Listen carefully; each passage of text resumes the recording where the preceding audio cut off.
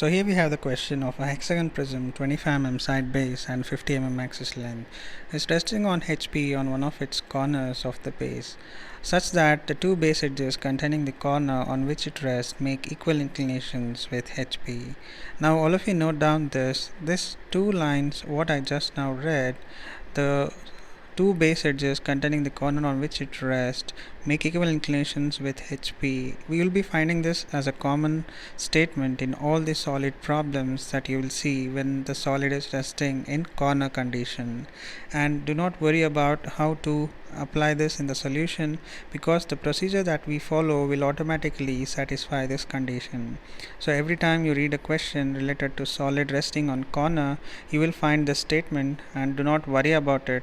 And whenever you list down the data, there is no need to write down this data, because the procedure that we follow will automatically satisfy this condition. Now let us see how to solve this particular problem. So we listed down the data from the question that we just saw now, and here we see that we need to draw a hexagon prism which is having a base side of 25 millimeters and an axis height of 50 millimeters. We see that this prism is resting on one of its base corner. So this is a corner condition problem. So you need to draw the plane figure such that the corner is on the right side. And it says the axis makes an angle of 40 degree to HP and it appears to be inclined at 45 degree to VP. So with this data, we'll proceed to solve this particular problem. And as I've told you, in solids, you're going to draw the plane figure always on the horizontal plane. As far as the syllabus goes, for many universities, you will see that the same type of questions will appear, where you need to draw the plane figure on HP, because either a corner or a edge will be resting on HP. So corner on HP, we will draw the plane figure on HP itself. So since it is corner condition, we will draw the hexagon such that the corner is towards the right side. Now since we need to draw a hexagon of side 25 millimeters, we will take that same dimension as a radius in your compass. Now once the circle is drawn, identify the center, and depending on whether you need corner condition or edge condition, you need to draw a diameter which passes through this particular center. So since we need corner condition, we will draw a horizontal line. We get two corners where the line intersects the circle. Keep that same 25 millimeters and cut the arcs from the points that we have identified now.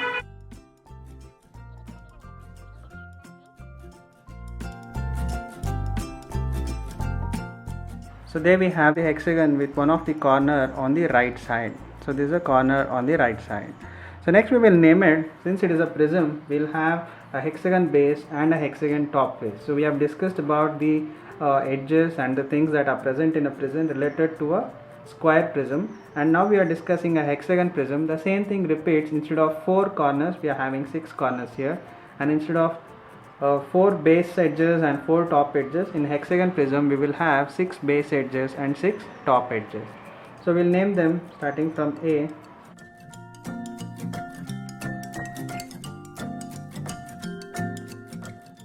So I'm writing all the alphabets with 1 inside the bracket, which means that the names with 1 will be the base and names without 1 will be the top face. Mention one of the side length as 25, and from here we'll draw the front view in the first position. So in order to draw the front view, we will be taking the length of the axis, which is given as 50 millimeters in the question. So before we draw the axis, remember the axis line has to be drawn from the center of that particular polygon. So a hexagon has 6 number of sides, which is even number of sides, and hence we can identify the center by drawing 2 diagonals. So it intersects here, and this point will be named as O01. From here you can draw a projection line till the XY line. Remember, all the front view dimensions which you draw in VP should be drawn from the XY line. It has to be measured from the XY line above. Okay, do not measure it from the center, measure it from the XY line above. Okay, so we need 50 millimeters. So it is easy, since I'm using a grid sheet, you can count it 5 times and draw the axis line with one longer and one shorter type of line. So now we can draw the projection lines from every corner so that you generate the base as well as the top face at a height of 50 millimeters from the XY line.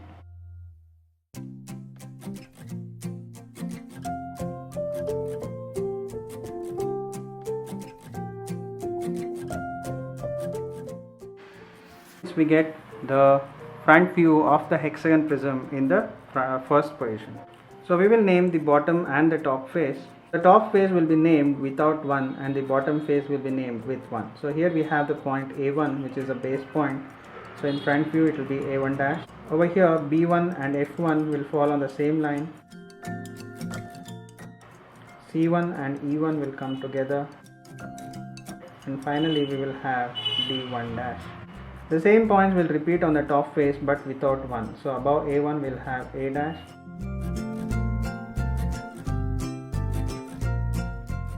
Now we can darken the front view of the prism, which looks like a rectangle in the front view.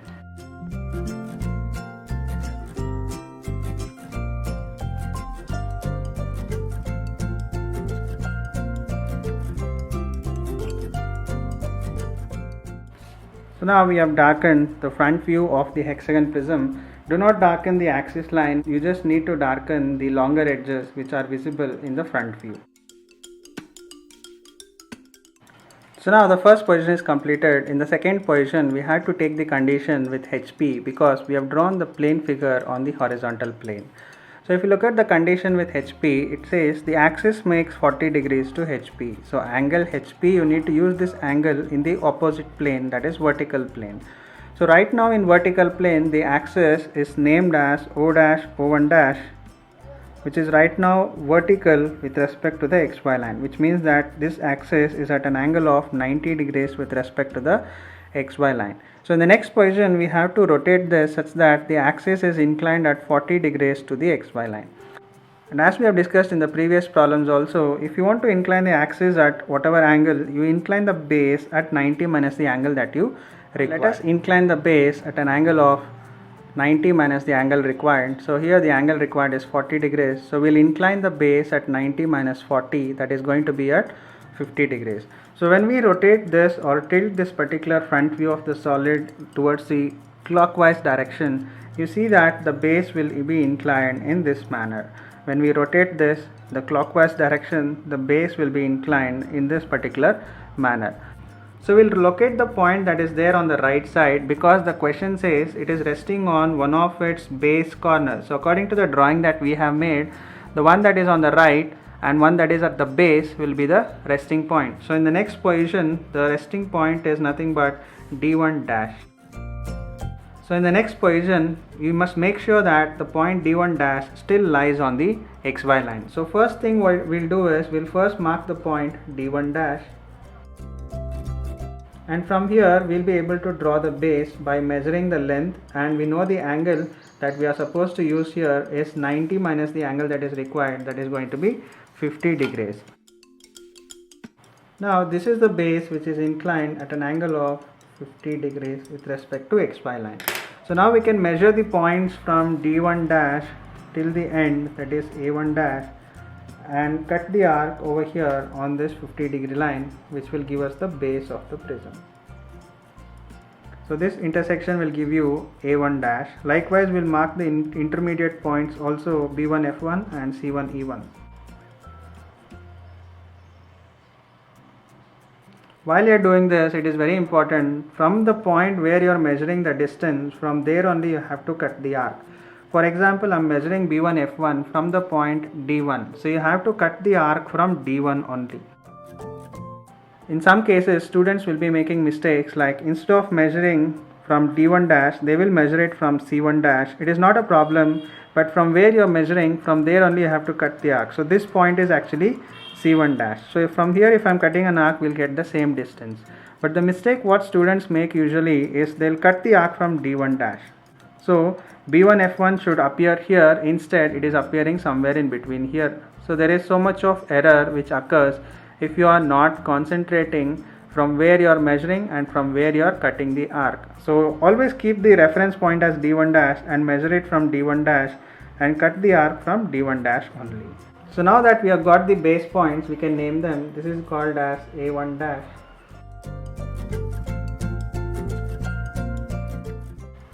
So in between B1 and C1 we have the center of the base, which is O1 dash, which also can be marked using the arc method. So this intersection will give us O1 dash. So now we have got the points of the base. From here we need to generate the whole prism. You can use arc method also in this manner, measuring it from D1 to D dash. So in the previous problem I have taught you by using perpendicular lines you will be able to project this same drawing over here. So you draw perpendicular lines with respect to the base from D1, C1, B1 and A1, and you can measure this distance and cut the arc over here on all the 4 lines. That is one method. The other method is you measure all the remaining points with the help of arc. So if I am measuring D1 to D, you cut an arc here about D1. The other measurement you take from A1 dash, measure it from A1 dash to D dash and cut the arc from A1 dash. So where it intersects, that will be the point D dash. We can do the same here. So measure it from D1 to A1 and cut the arc from D1. Measure the distance of point A dash from A1 and cut the arc from A1 dash. So where it intersects here, this will be the point A dash. Now we can join all of them with the help of straight line since we have got all the 4 corner points.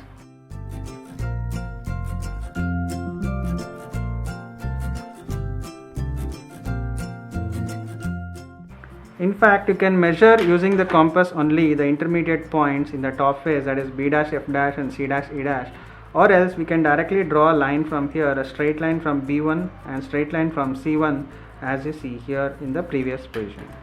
So I'll draw a straight line from every point. Make sure you're drawing parallel lines. So this point will be O dash. Above C1, E1 will have C dash and E dash. Above B1, F1 will have B dash and F dash. Now that we have inclined the base at 50 degrees and we have tilted the front view in the second position, you can just extend this particular axis line so that either it touches the XY line or you can just keep it somewhere here and measure it. You will find that this angle will be 40 degrees. Once the front view is completed by rotating the axis at 40 degrees, in fact the whole prism into 40 degrees, so we'll draw the second position top view by dropping projection lines from every point and connect it to every point from the previous position. So I'll show it for one point. The thing is that the position should not overlap. Here I've got it very close, that is okay, but it should not overlap. Okay. So draw a line from A1 dash till it touches the line from the point A1. So in fact it is overlapping here with this alphabet. So I'll just highlight it. So this is the point A1 and we'll do the same with remaining all the points.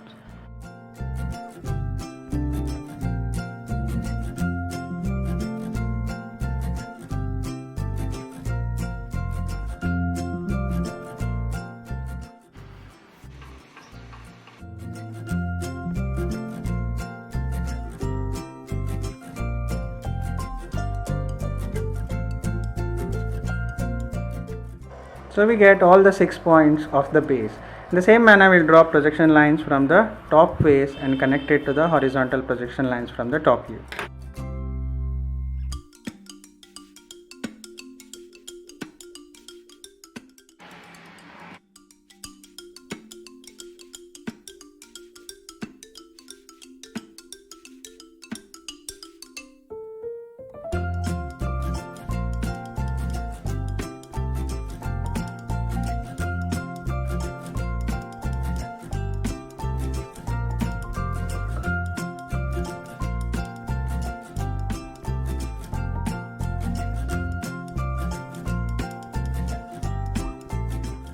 We get the 6 points of the top face as well. So since the hexagon prism has 6 corners in the bottom and 6 corners in the top face, now all of you keep in mind to draw these projection lines very accurately with proper horizontal and vertical lines, and you can just keep your either a pen or a pencil nib and just track the line that is coming from F dash and track the line that is coming from F and identify the point immediately and name it near that particular mark that you have made. It is important that you follow this practice because you must not miss even one point, or even if you just place this E instead of here, if you just place it to the neighboring line either here or either side, your drawing will become irregular and hence the solution will be considered as wrong. Now to complete the second position top view, you just have to look at this front view from top to bottom direction. It is same, the way you look from top to bottom direction will give you the top view. So looking from top to bottom direction, identify the farthest point what you will find in the second position front view, and looking from top to bottom, the farthest point, as I told you in previous problem also, the one that touches XY line will be the farthest point looking from top to bottom direction. So the point identified here is D1. I have all the edges that are present in a hexagon prism listed down in this table. So now the point that I need to concentrate is D1. So the edges emerging from D1 will be considered as hidden edge, and first we will draw the hidden edge in the second position top view. So which are the edges that emerge from point D1? You will be able to get it by identifying the edge which contains the point D1. Like A1 B1 does not contain D1. A1 B1 contains A1 and B1 only, right? In the same manner, B1 C1 does not contain D1. C1 D1, yes, this contains the point D1, right? In the same manner, next one D1 E1, here also D1 exists. So these two are hidden edges. No D1, no D1. Now none of these edges contain D1. So all these are visible. AA1, BB1, CC1. So here I have another D1. So this will be considered as hidden. EE1, FF1. So none of the other edges contain the point D1 except for the one that I have encircled here. So first we will connect these edges with hidden edge. Hidden edge will be drawn with dark dashed line. C1 to D1. So identify the point C1 is present here, D1 is present here. So join these 2 points. The next point is D1 E1. So the point D1 is here. So again, if you have confusions, you can just look at that particular projection line. So this projection line is coming from D1 dash. So this must be the point D1. And here we have E1. And the third point is D1.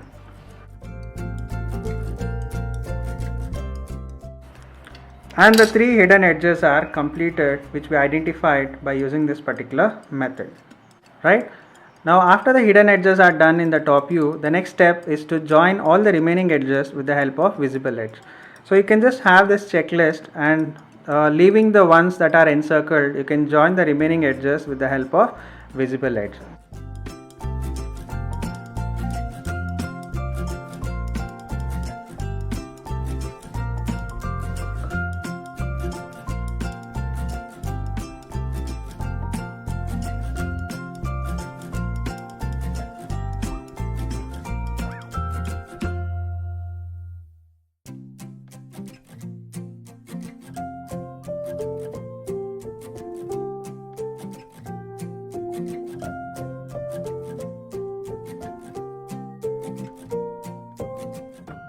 Now the job is not over because we still have the longer edges to be connected.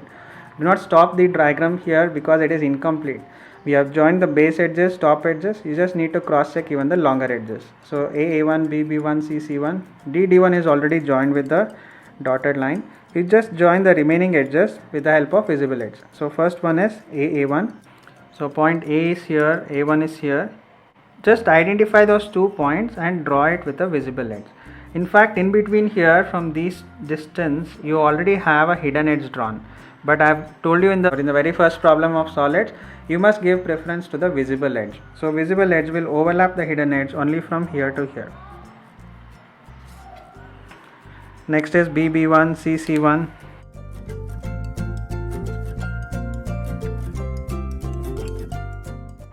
And that completes the second position top view for the hexagon prism. Now then, before going to third position, as we see in all the problems in plane surface as well as in the solids, you just need to check whether a beta angle exists in this problem or not. Okay, so we'll see the condition with VP, and you see here the axis appears to be inclined at 45 degrees to VP. So since the question says the axis appears to be inclined, So I hope you all remember, when the word appears to be is given, the angle that is given itself will be the apparent angle, that is beta. So here the beta exists, but the thing is there is no need to find it, it is already given in the question. So directly you incline the axis at an angle of 45 degree here in the third position top view, because this angle is given with respect to VP, so you need to draw it in the horizontal plane. While the axis points are not yet projected here, because already we have projected 12 vertical lines from the 12 points, so we need to project the center of the prism as well.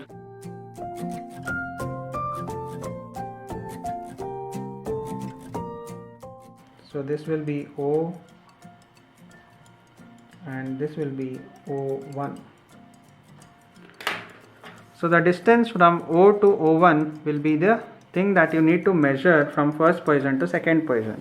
Anyway, in this one, the first position axis length is already 50 millimeters, which is a true length, and when we measure it here in the second position, it would have been changed, and here we see that it is 39 millimeters or 38 millimeters. Okay, so though the length is changed, we need the beta angle. As I already mentioned, there is no need to find it out here, because the question says axis appears to be inclined at 45 degrees. So directly we will incline this axis at an angle of 45 degrees in the next position. Copying this and rotating it here. So use a protractor and mark 45 degrees.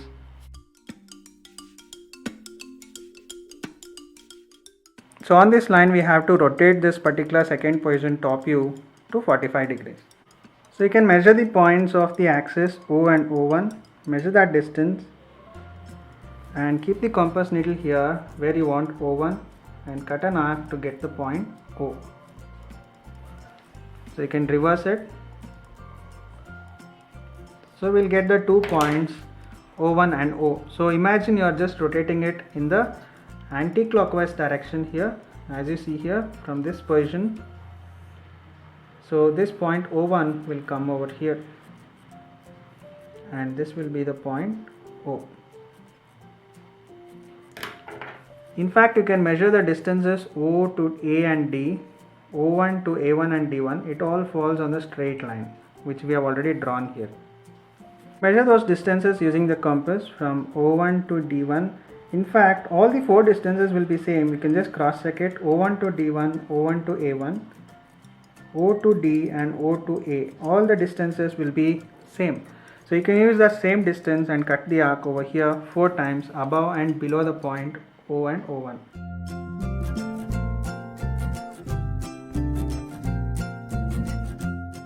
So now we have marked the points, you can name it. So if I am rotating it in the anti-clockwise direction, you can see my thumb has point A1 and D1.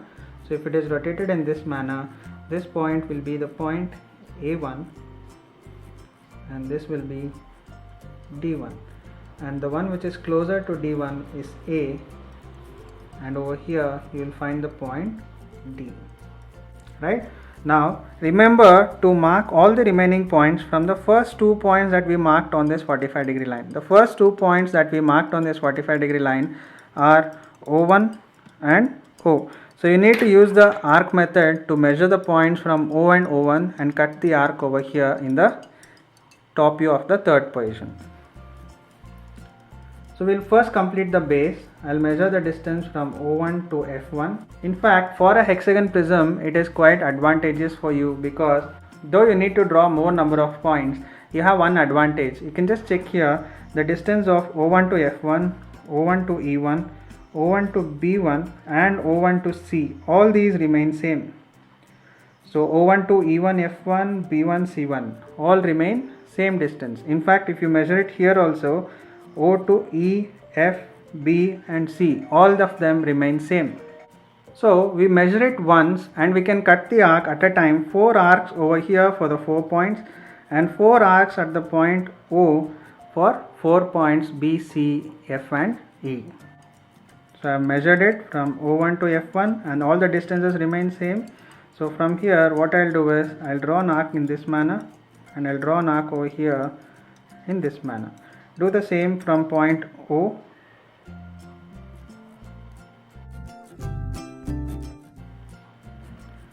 Now one measurement is taken from O1, the other measurement has to be taken from the other point, that is O. So if I am considering O1 to F1, I will measure the other distance from O to F1.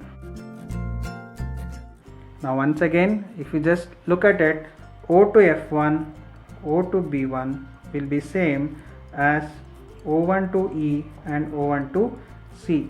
So you can cut 4 arcs at a time with the same distance that you have measured. Or else if you find it difficult to cut all the arcs at a time, you can go one by one also. But more you practice, you will have a clear picture of constructing all of this at a time by measuring it once.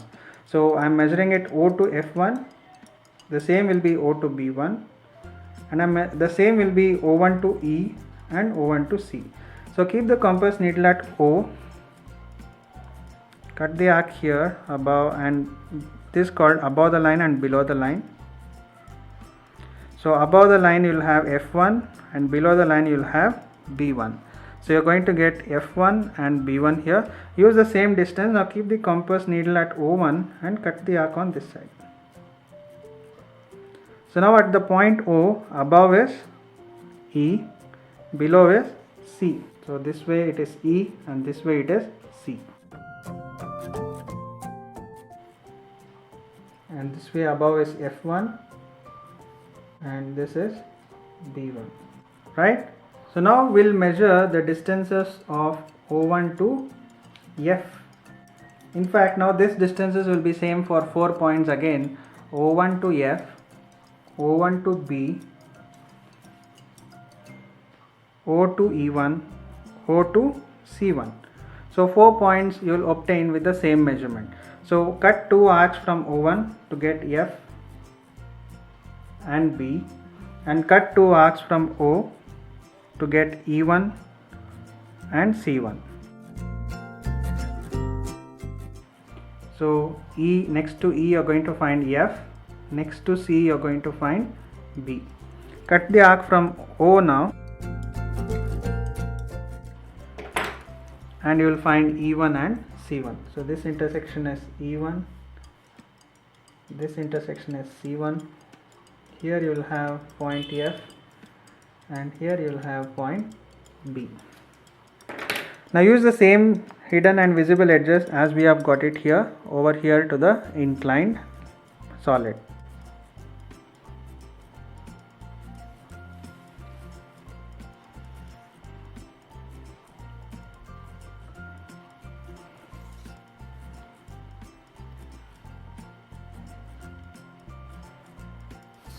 So all the remaining edges are visible. We can connect it with a visible edge.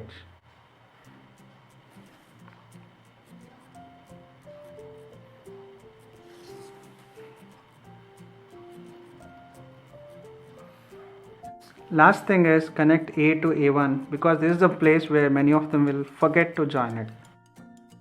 Now from here, to get the final position, you just need to draw projection lines from every point from the top view and connect it to the horizontal projection line from the previous position front view, right?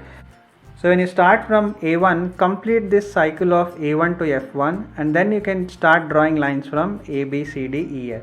What I suggest to everyone is draw single line every time and identify that point immediately, mark it and name it. Do not draw continuous lines, vertical lines, and do not draw continuous horizontal lines and try to search for the points. Obviously, if you are well versed with it, if you are confident in it, you can go in that way. But my suggestion, as I told you in the previous video also, you're going to solve only one solid problem in your exam, and why are you in so much hurry? So follow the steps, remember it, and follow it clearly so that you get all the points without any confusion. So I'm going to draw a line from point A1 till A1 dash.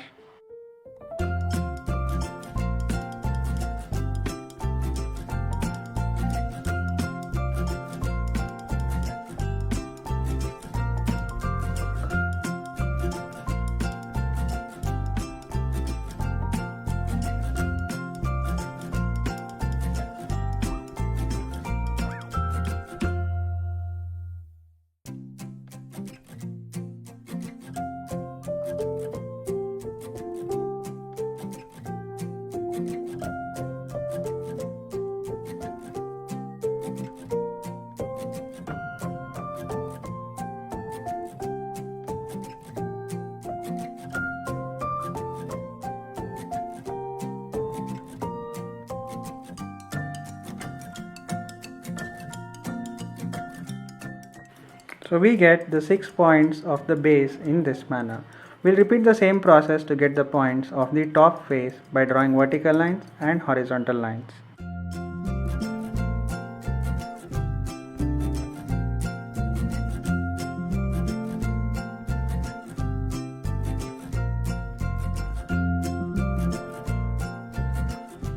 Now to identify the hidden and visible edges in the final position, look at this top view from bottom to top direction as we discussed in the previous problems also. You can refer to that 4 steps which I have given you in the very first solid problem, square prism, which we solved in the Solid Edge software.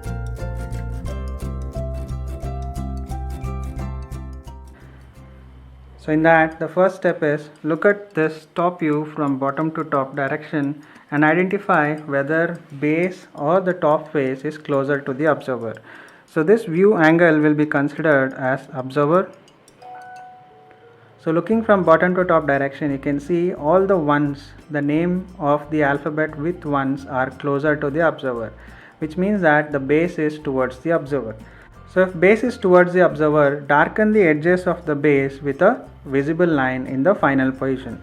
So which are the base edges? You can see here we have the list of edges A1 to F1. Connect all these points with the help of visible edges.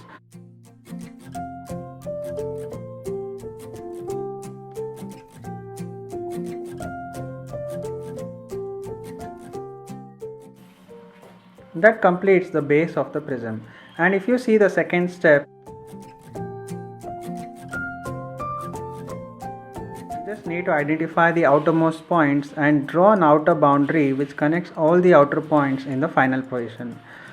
So on the right side you have 2 points C1 and D1 which are very close to each other. If you just check, you just need to identify the outermost point very carefully, because if you take this one as outermost point, this one might also be an outermost point, because these two are very close to each other when we connect it from the point D1 to D. So you can see if I hold the scale from D dash to D1 dash, there is one more point which is outside.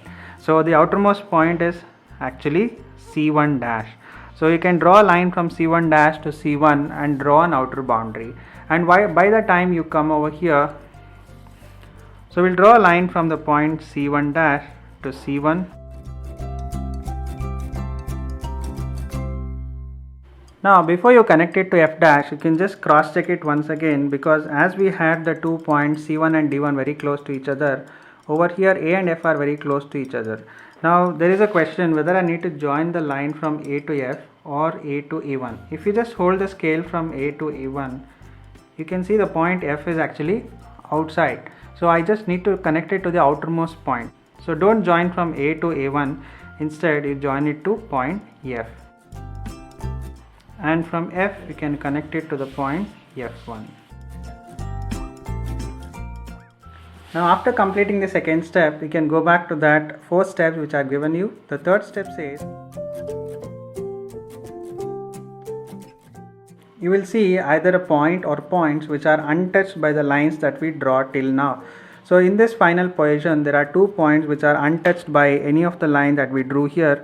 One is E dash, the other one is D dash. You can see though the point D dash is very close to the line, it is not going past the point T dash. So these 2 points are the hidden points as we identify it from the third step of identifying the hidden edges.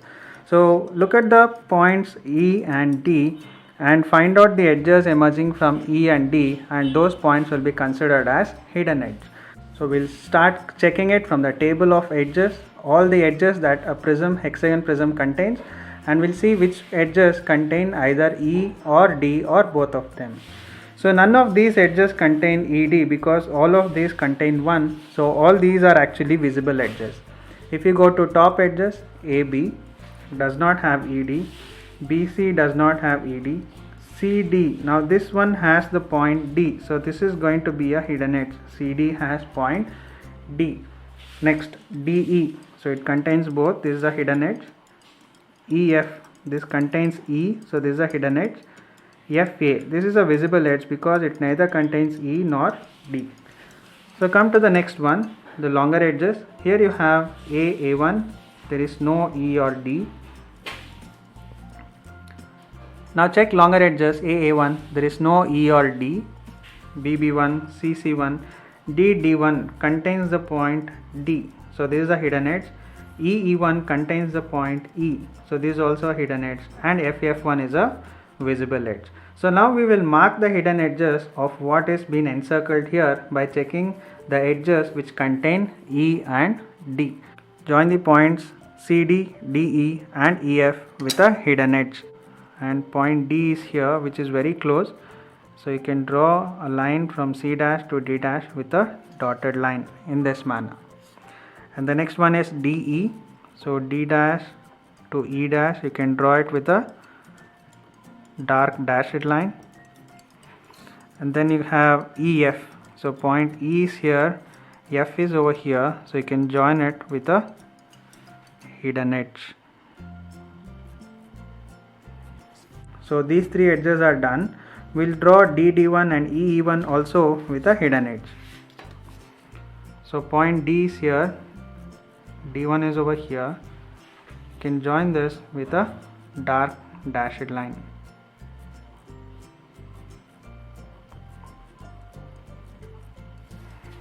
Then you need to connect EE1 also with a hidden edge.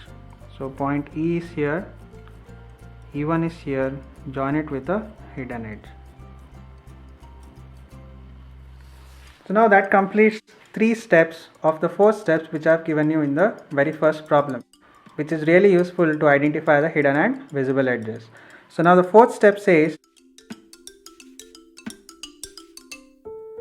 you just need to check whether all the edges are connected either with a visible edge or with a hidden edge or not. If it is not connected, connect it with a visible edge. That is the 4th step. So let us check all the edges A1, B1, B1, C1, C1, D1, D1, E1, E1, F1 and F1, A1, the base edges. So you can see here A1, B1, C1, D1, E1, F1. So all the 6 edges are connected with a visible edge. Then you check the top edges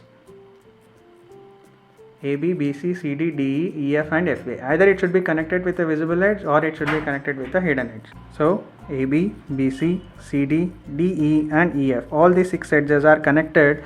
Some of them are visible and some of them are hidden, but anyway all these 6 edges are connected. Now you check the longer edges A1. So you can see here A1 is not yet connected. You connect it with a visible edge. Next is BB1, that is also not yet connected, so you can connect it with a visible edge. CC1 is connected, DD1 is connected, EE1 is connected, FF1 is connected, and that will give you the complete solution for this hexagon prism problem.